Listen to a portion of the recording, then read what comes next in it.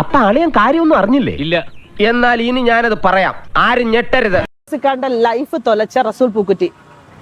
റസൂൽ പൂക്കുട്ടി ഒരു പൂക്കുട്ടി മാത്രമല്ല, ഈ പൂക്കുട്ടിക്ക് പല ബന്ധങ്ങളും വേറെയും ഉണ്ട്.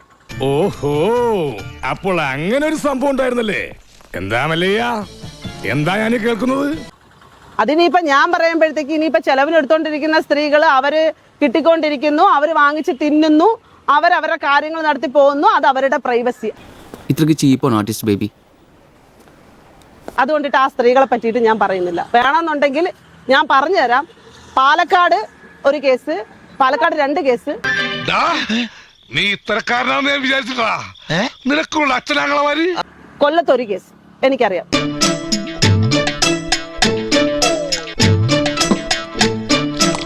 ഇത്രയും മതി. റസൂൽ പൂക്കുറ്റീനെ പറ്റിയിട്ടാണ് ഇതൊക്കെ വെച്ചിരുന്നിട്ടാണ് സജിന. മഹാന്മാരടുത്തെറിഞ്ഞ മനസ്സിലെ വിഗ്രഹം വീണ് ഉടഞ്ഞു പോകുന്ന പറഞ്ഞ സത്യ.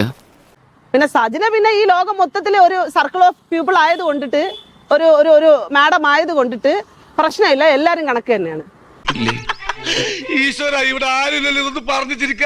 ഇത് പറയുന്നതിൽ നാണക്കേടുണ്ട്. കാരണം ഒരു സ്ത്രീയെ പറ്റിയിട്ട് വന്നിരുന്ന് കട്ടവരാതെ അവരായിരിക്കും. ഒരു സ്ത്രീയാണ് ഞാൻ. എന്റെ ജീവിതത്തിൽ ആദ്യമായിട്ടാണ് ഒരു സ്ത്രീയെ പറ്റിയിട്ട് ഇത്രയും മോശപ്പെട്ട രീതിയിൽ സംസാരിക്കുന്നത്.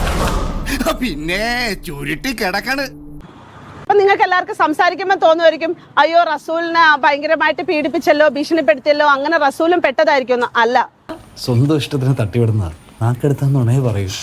റസൂൽ പൂക്കുറ്റി എന്ന് പറയുന്ന ആള് ഫിറോസ് ഖാന്റെയും സജനയുടെയും ജീവിതത്തിൽ വന്നു.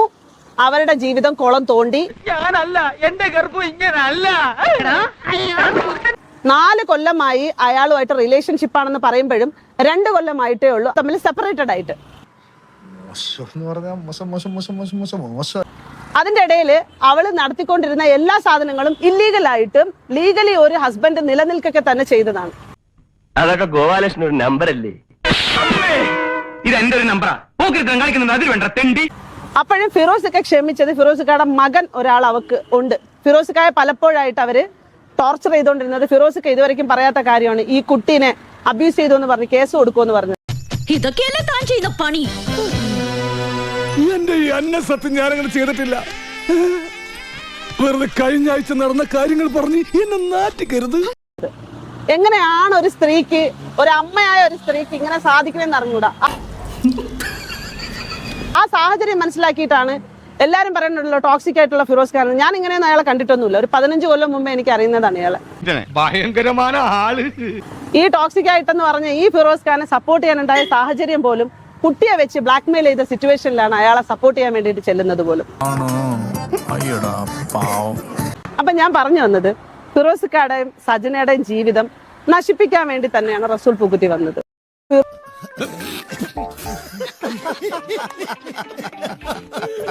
ഞാൻ വരട്ടെ ഇങ്ങോട്ട്. അല്ല, ഞാൻ പോട്ടെ. സബ്സ്ക്രൈബ് ചെയ്തിട്ടുണ്ട് പൊന്നു മോനെ.